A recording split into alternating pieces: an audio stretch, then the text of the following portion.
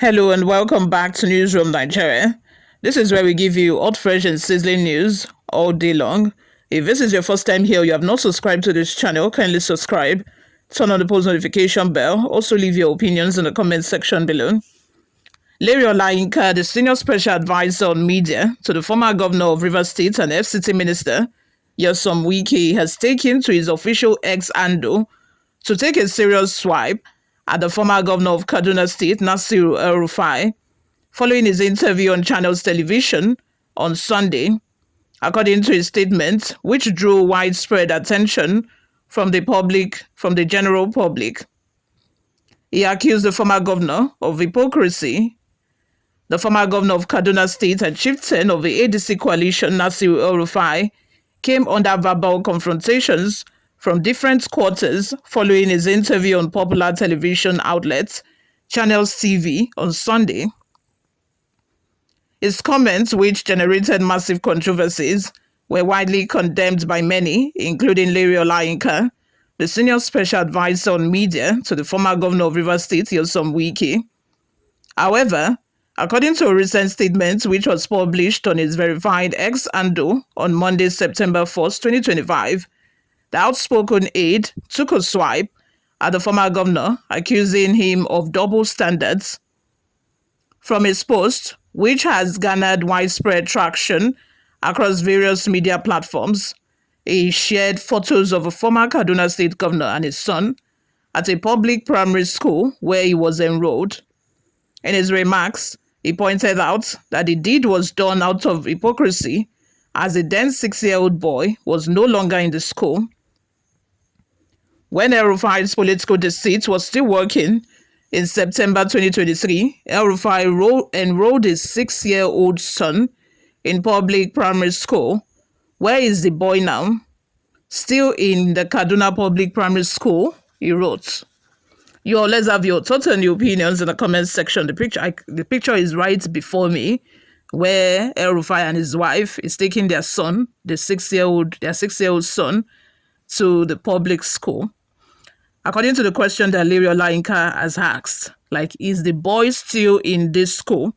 If a boy is still in this school, then kudos to El-Rufai, which means he's not an hypocrite. But according to Lere Olayinka, I seem to think that there is no chance that this 6-year-old boy, will still be in the school. How many of these politicians can put their own child, their own blood, their blood in public secondary school? They can't. They can't. Let's even start from, teachers who are teaching in government schools. Most of them, their children are not in government school, not to talk about politicians. Most of the teachers working in government schools, their children are not in government schools, not to now talk about politicians. No way. Just of recent, Ademola Adeleke bought puff. It was a roasted corn of 50,000 naira. Hypocrisy of the highest order. Someone that would never branch the market on a normal day. Someone that would never think of, dashing out, probably never think of, going to the market and, thinking of these traders, these petty traders, might have never thought of helping them in any way. But because the election is fast approaching and is thinking of second term, he wants to do a show. He wants people to see him as somebody who is generous, somebody who is kind, somebody who is loving, somebody who puts his people first. That is what we call hypocrisy. Hypocrisy of the highest order.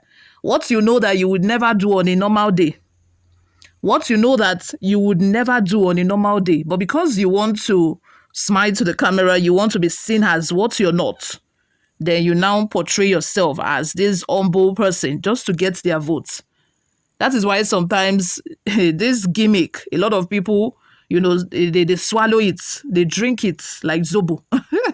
They get deceived by these acts, forgetting that these politicians, they have sense. It's just like adverts.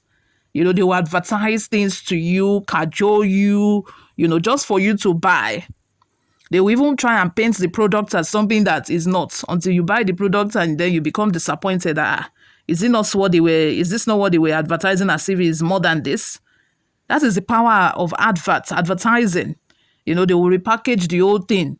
During the election period, you see other governors, they will start eating buns on the streets. They will start dashing traders money. You will never see them again after the election day.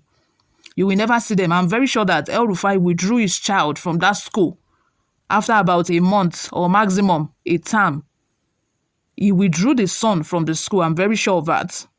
None of this, even Peter Obi, that everybody seems to believe that is, different, is not like the other ones. He will tell you that none of his children attended a public secondary school. And some of them would want to lie and say that they were wealthy before they joined politics. Nah, lie. Nah, lie. They were not. It was when, except for a few of them, people like Oshibanjo, just a few of them had career before, they joined politics. But most of them, if not for politics, they will be paupers. They will be begging on the streets, if not for politics. They will be just like everyone else. You all, let's have your total new opinions in the comment section below. Let me know what you all think of this. Do you think that Nasiru El-Rufai's son is still in this school, is still attending school, in this public secondary school that he was enrolled at? And let's not forget the reason why Lere Olayinka came at El-Rufai. It boils down to the fact that El-Rufai granted an interview on Channels Television yesterday, and he said a whole lot of things, some of which is at the fact that the federal government is, treating insecurity issues in Nigeria with kid gloves. They are not taking it as serious as they should. And according to him, he said that the federal government is encouraging bandits. They're encouraging banditry by negotiating with these terrorists, calling them to meetings. We have seen the governor of Zamfara State. He has met with these bandits on several occasions. These same bandits who are killing your own people. You invited them to a meeting. You even gave them cars, brand new cars. The former governor of Zamfara State, Bello Matawale, who is now the defense minister, he also did the same thing. The current governor is doing the same thing as well, meeting with them in the dead of the night, having meetings with them. People that you ought to round up and arrest, people that you ought to, detain and hand over to the proper authorities. You're having meeting with them, which means that you have given up. You have now realized that the security agency can no longer undo them. And they know this. They know this, which is why, they keep getting stronger every day. You can imagine terrorists walking into a meeting with the governor and walking out without getting arrested. How will your people, the people of Zamfara State, how will they feel?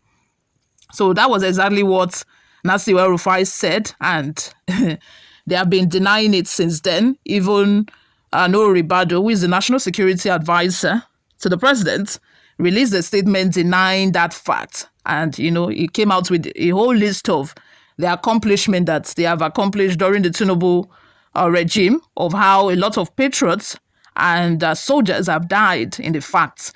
Now we are not disputing the fact that a lot of soldiers have died. A lot of soldiers have laid down their lives, in fighting insecurity, in fighting terrorists and bandits in Nigeria. But is the government actually helping the situation? The strategies that have been deployed so far, are they the right strategies? Those are the questions that, people are asking. Let's have your total new opinions in the comment section. Thank you very much for always listening and watching.